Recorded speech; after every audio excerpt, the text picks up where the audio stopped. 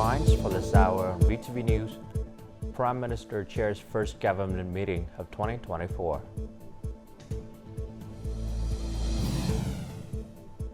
And banks actively promote credit from early 2024.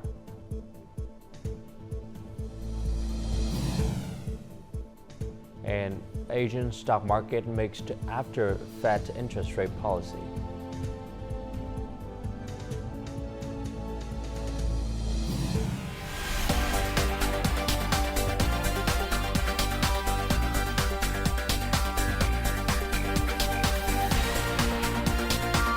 Broadcasting from Hanoi, the capital of Vietnam. VTV News starts right now. Hello, it's 8 a.m. local time in Hanoi. You're watching VTV News. State President Võ Văn Thưởng visited the military industry and telecom group Viettel in Hanoi on Thursday, asking it to maintain its role as the country's leading enterprise and a state-owned business model. More on the following story.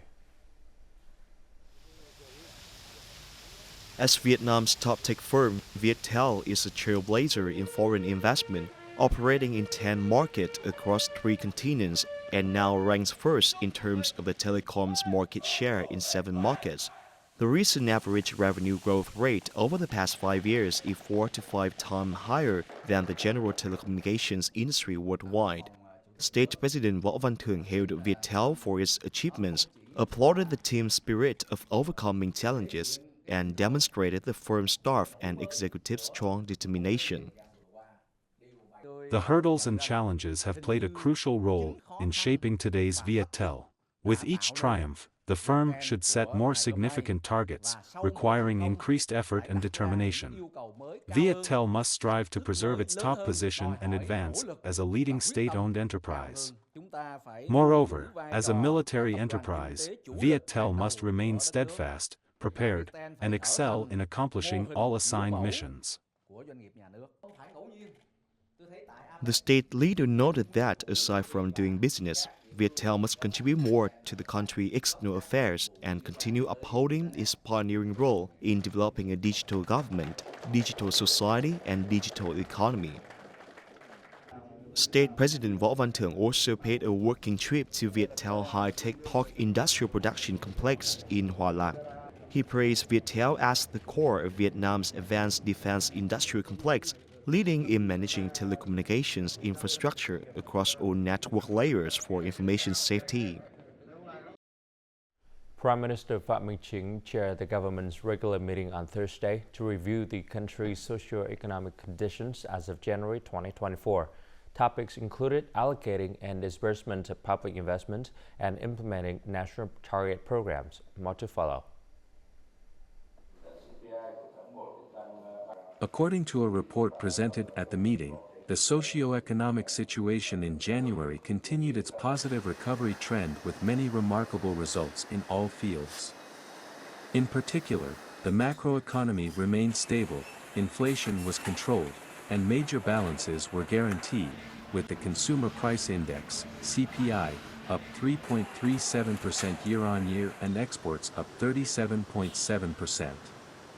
The total registered FDI capital reached $2.36 billion. Prime Minister Pham Minh Chinh hailed the results while acknowledging existing limitations and challenges. In particular, the Prime Minister emphasized 3 significant lessons learned. Firstly, rigorously implementing resolutions and conclusions from functional agencies is crucial for proactive and effective measures. Secondly, enhancing unity within the political system is vital to mobilizing resources for rapid and sustainable national development.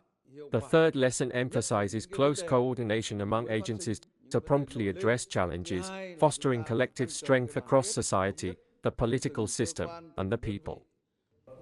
For February and beyond, the Prime Minister asked government members to devise measures for renewing the current growth drivers of investment, export, and consumption, adding and optimizing new impetuses, creating jobs, addressing production chain disruptions, and further engaging domestic businesses in global supply chains. Meanwhile, He pointed out that the political and social situation has been kept stable, defense and security firmly safeguarded, and external relations promoted strongly.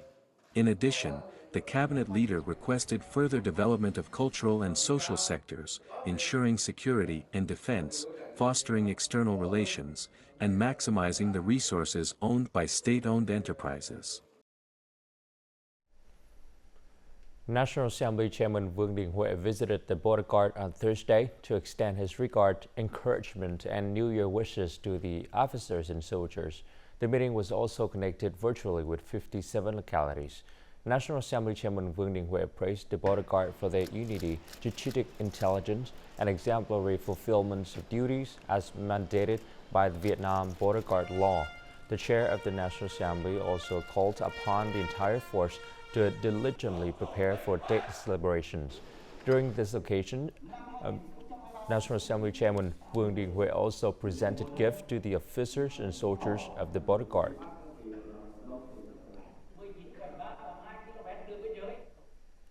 The disbursement of public investment in Ho Chi Minh City has reached a record high, surpassing 49 trillion Vietnam dong or $2 billion US. The Department of Planning and Investment in Ho Chi Minh City is currently reviewing and consolidating the disbursement result. The city made significant efforts to ensure that the disbursement of public investment remained on track in 2023. This year, the Department of Planning and Investment will prioritize site clearance, which accounts for 30% of the public investment capital. Additionally, the city's departments will aim to reduce the time required for handling administrative procedures related to public investments by 30%.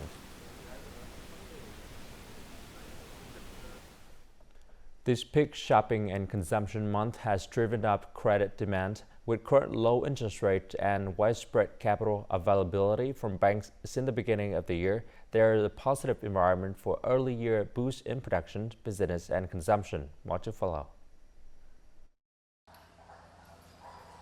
As a home appliance retailer, this business receives offers from several banks for credit packages with appealing interest rates, some even lower than during the pandemic. We are offering an interest rate as low as 5.2% per annum, which is lower than the favorable rate of 6.8% during the COVID period. Many commercial banks launched numerous credit programs for disbursement at the start of the year. Priority sectors such as exports, small and medium enterprises, rural agriculture, supporting industries, and green credit have received focused credit allocations from banks.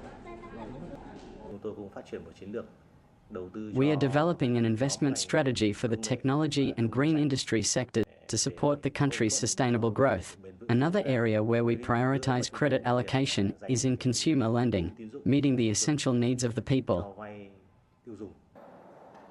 Unlike the traditional credit allocation process with individual bank approvals, banks are now taking proactive measures to lend right from the start of the year, enhancing flexibility and streamlining capital flow. Banks will proactively outline their credit allocation and growth plans, submitting them to the state bank. This move empowers commercial banks, making them more autonomous and adaptable. While capital is more affordable and banks are proactive and flexible in lending, credit growth still hinges on businesses' capital absorption capacity. Beyond credit and interest rate stimuli, enterprises need additional support in market access, outlets, and product consumption to ensure coherent and sustainable development. Vietnamese export businesses are contending with imminent challenges posed by soaring freight rates, prolonged transit times, increased booking demands, aggravated order delays, and heightened surcharges. These concerns have been emphasized in the recent advisory from the Vietnam Maritime Administration, specifically drawing attention to the rising expenses of container shipping services to Americas and Europe. Shipping rates from Vietnam to the U.S. and Canada West Coast, previously at $1,850 per container, have surged to nearly $3,000 per container in January, marking an increase of approximately 60%. Notably, fees to Europe have witnessed a significant surge. However, this uptick in freight rate is anticipated to primarily impact small groups of customers with fluctuating cargo volumes or those engaged in short-term daily contracts with shipping entities. The ongoing conflict in the Red Sea is becoming a significant obstacle, particularly for goods being exported to Europe. The repeated attacks on this vital maritime route have compelled shipping lines to take longer detours. Consequently, logistic costs have skyrocketed, adversely affecting the export of goods from numerous countries, including Vietnam. This batch of fragrant rice is being prepared for shipment to Europe. Businesses are growing increasingly concerned about the security situation in the Red Sea area. The new route takes an additional 5 to 7 days, causing costs to increase significantly. All export businesses are affected. In the past, a batch of rice exported to Europe cost approximately $500.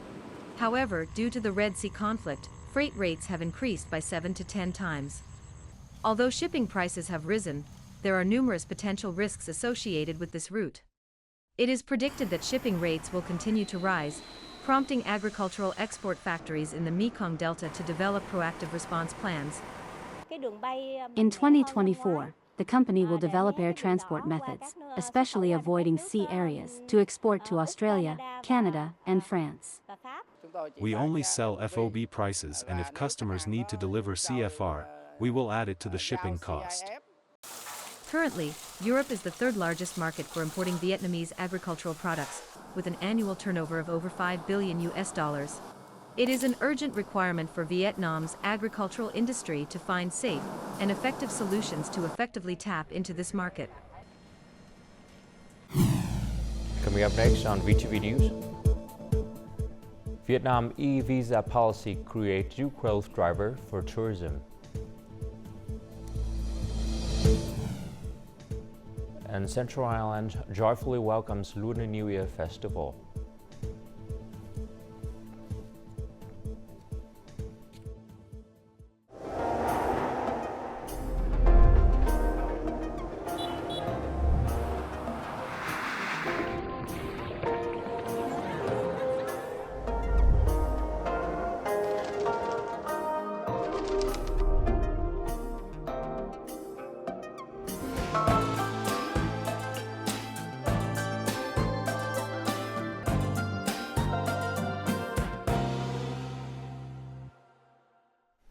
Ho Chi Minh City authorities have officially agreed to charge fees for the temporary use of roads and pavements for commercial purposes. Under a new decision issued by the Ho Chi Minh City People's Committee, parts of many local roads and pavements can be leased for business activities such as cultural events, stalls, and parking lots. The Ho Chi Minh City Department of Transport has been assigned to cooperate with the Finance Department and stakeholders agencies to build temporary road and pavement use fees to be submitted to the Municipal People's Committee for consideration. After 6 months of applying the National Assembly Laws No. 23 on amendments to the Law on Entry and Exit of Vietnamese Citizens and the Law on Entry and Exit Chances and Residence of Foreigners in Vietnam, the number of applications for electronic visa has increased by more than 45% compared to before the Law No. 23 took effect. The Vietnam Immigration Department has issued more than 1.1 million electronic visas in 6 months, of which tourism purposes account for more than 1 million visas. These timely changes in visa policy contributed to attracting international visitors to Vietnam. These days, police officers at Nội Bài International Airport are working eagerly to assist both local and foreign tourists arriving for the Lunar New Year. Technology has made the process smoother, ensuring a friendly and safe welcome for tourists as soon as they land. The process was very easy. I applied like 1 month ago. It only took me like maybe 10-15 minutes to apply online. I'm so excited for try another food and know about this culture in Vietnam. I'm so happy about that. Very fast, very convenient. All you have to do is log into the website, and from there everything you put in is very quick. There's no problems. You get a receipt email that tells you it's been submitted, You pay the fee and very quick. The issuance of 90-day e-visas and an increase in the temporary stay period for people entering the country under unilateral visa exemption to 45 days help travel and tourism companies diversify their tour itineraries. According to the data collected, our company has recorded a 148% increase in tourists in the last 2 quarters of 2023 compared to the first 2 quarters. After Law Number 23 took effect, the number of tourists from far-flung countries such as countries in Africa and Central Asia also strongly increased. In 2023, Vietnam welcomed more than 13 million visitors, an increase of 140% compared to the target we set at the beginning of the year. However, it is unavoidable that some people take advantage of the open visa policies to enter Vietnam and commit law violations. The Ministry of Public Security predicted this issue in advance. As a result, the ministry has deployed stringent management. Up to now, violations committed by foreigners have been detected. The number of overstays has also begun to increase. To understand the application process better, overseas visitors should visit the official Vietnam electronic visa information website. It's crucial to avoid mistakenly accessing unofficial websites, as this can result in higher fees than those regulated by Vietnam. Deputy Prime Minister Trần Lưu Quang has recently signed and issued an official telegram of the Prime Minister's requesting the reinforcement of prevention measures and the impositions of stringent penalties for instances of smuggling and illicit transportations involving animals across Vietnam's borders. The Prime Minister has called upon the chairpersons of the People's Committees in provinces and cities, particularly those in the southwestern border provinces, to intensify supervisions and enforcement efforts, especially at border gates. The Ministry of National Defense has been instructed to enhance patrols and control along frontiers. The Ministry of Public Security will collaborate with relevant ministries and local authorities to establish specialized initiatives to combat illegal animal trade and transportations across borders. The Vietnam Red Cross Society on Thursday morning organized a caring program for the Lunar New Year 2023 and opened the Zero Dome mini supermarket for people facing difficult circumstances in Cần Thơ City. This year, the Date of Kindness program offers several activities, including a hair cutting booth, youth startup, calligraphy, and health consulting booth. Individuals visiting the rice and necessity stalls can freely choose essential date items valued at 1 million Vietnam dong per person. The program aims to distribute 15,000 date gifts to disadvantaged individuals in the city. The Zero Dome mini supermarket is scheduled to run until February 4th.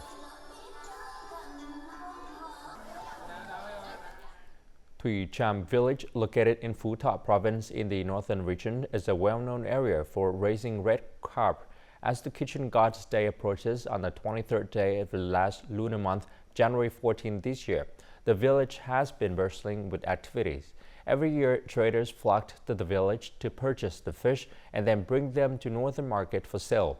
During this season, Thuy Cham village typically supplies the market with 50 tons of red carp.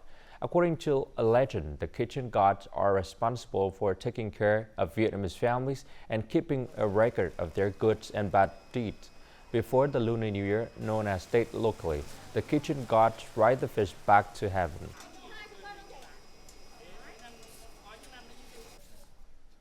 The party and states programs, particularly the policy credit program aimed at assisting millions of disadvantaged households in the Central Highlands, have demonstrated their effectiveness. Thanks to this initiative, farmers can now sell their agricultural products at higher prices, leading to more profitable businesses. As a result, people are joyfully preparing for the upcoming Tết holiday, and a festive atmosphere has enveloped various Central Highlands localities. Rocham Ani's family has received a lot of great news this year. The policy credit capital disbursed last year has proven instrumental in supporting her investment in production development. Additionally, the combination of high coffee prices and successful livestock farming has resulted in substantial increase in income for her family. This year's Tet brings even greater joy than last year, especially with the significant rise in coffee prices. In 2023, the implementation of social policy credit in Zalai province has racked up numerous outstanding results. Over $83 million has been disbursed to more than 48,000 households. Over 10,000 households in Zalai province have secured job opportunities. More than 1,200 households have constructed better houses just in time for the Tet festival.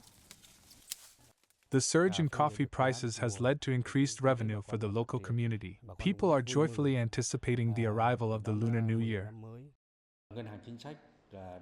The Bank for Social Policies has coordinated with local authorities to lend money to poor households, build houses, and buy land for resettlement and production development, help people stabilize their lives. A new spring has dawned in the Central Highlands with blooming yellow apricots.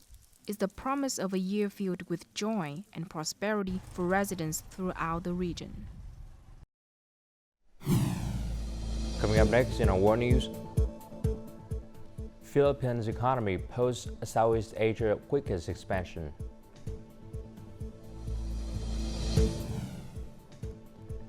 An Asian stock market mixed after Fed interest rate policy. The Philippines has become the fastest growing economy in Southeast Asia in 2023. Gross domestic product expanded by 5.6%, surpassing the median 5.5% growth recorded in a survey of economic experts. The annual growth rate is lower than the government's 6 to 7% target. Previously, in 2022, Malaysia was the country with the fastest growth in Southeast Asia at 8.7%, but growth slowed to 3.8% in 2023. Indonesia and Thailand will release economic data next month. Asian stock market has mixed reactions on Thursday after the U.S. Federal Reserve, or Fed, announced its interest rate policy. Japan's Nikkei index eased 0.8% after the market opened on Thursday, moving away from a 34-year high. Two Chinese indexes, Hong Kong, Shanghai, and Shanghai Composite, opened the session with 0.3% and 0.54% increases, respectively. Meanwhile, the South Korean stock market bowed 0.58% in the morning sessions. The Fed's decisions to hold rates of 5.25 to 5.5% on Wednesday was no surprise, but it emphasized that rates would not be cut until it had more confidence that inflation was truly beaten. The Fed plans to cut interest rates have drawn a great attention from Asian stock markets because they are expected to significantly affect the volume of capital flows into the regions in the coming months. The United Nations Security Council met on Thursday to discuss the Middle East crisis as the Gaza conflict has shown no signs of cooling down. The session focused on evaluating the interim rulings of the UN International Court of Justice, or ICJ, related to accusations of genocide in Gaza and the humanitarian relief situations in the region. Data from the health authorities in Gaza show that the conflict has killed more than 26,000 people and injured more than 65,000 others, mainly women and children. In addition, about 60% of the houses in this region were demolished or damaged, while 75% of Gaza population is displaced.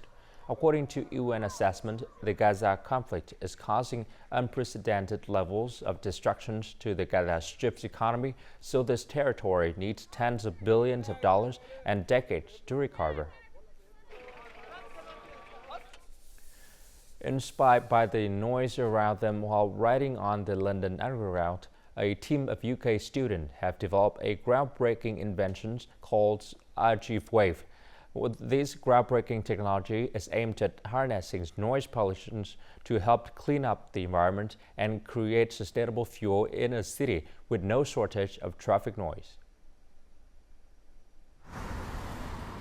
The AlgaeWave closed-loop farming system uses traffic noise to boost microalgae growth, which can, in turn, be used to make sustainable biochemicals, including biofuels.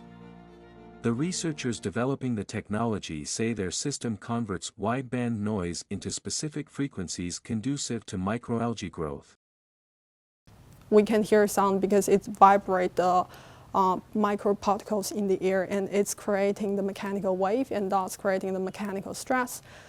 Microalgae itself, it will absorb all of this. It will further boost the cell growth and then boost the microalgae biomass and biofuel production. The system is intended to be situated alongside busy roads, with its modular, hexagonal design allowing it to be stacked up to create sound barriers that double as an algae farm.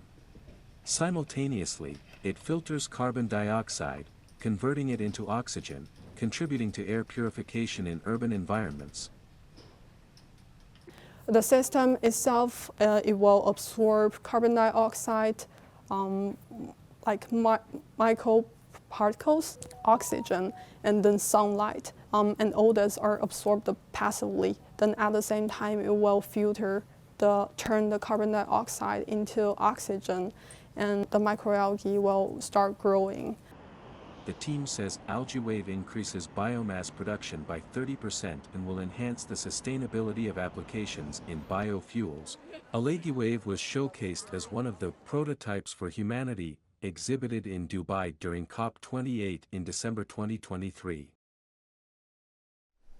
And now let's continue with the weather forecast.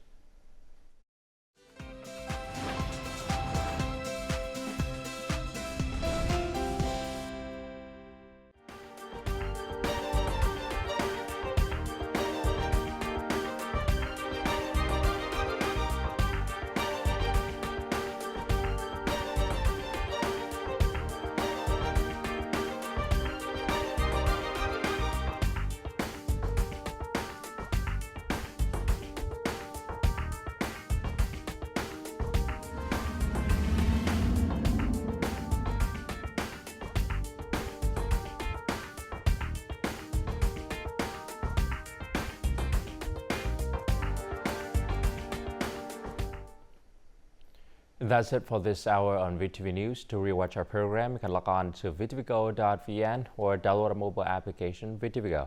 Thanks for watching and goodbye for now.